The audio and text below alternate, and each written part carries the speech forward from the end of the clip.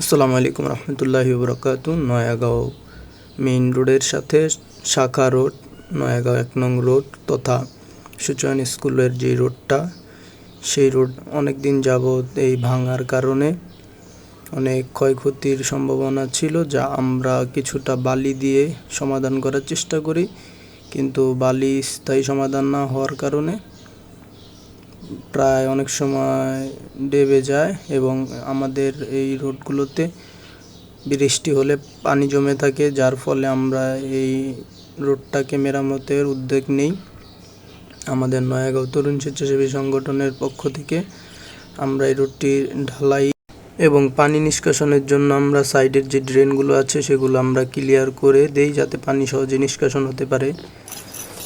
আমরা আমাদের সংগঠনের সকল সদস্য নিয়ে আমরা আমাদের কাঙ্ক্ষিত কাজটিতে অংশগ্রহণ করি এবং আমাদের সকল সদস্যর অক্লান্ত পরিশ্রমের বিনিময়ে আমরা এই রোডটিকে মেরামত করতে পারি।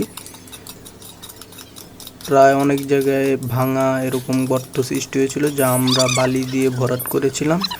বালি স্থায়ী সমাধান না হওয়ায় এগুলো আরও ডেবে যাচ্ছিল, যার ফলে আমরা ঢালাই দেওয়ার এই চিন্তাভাবনা করি।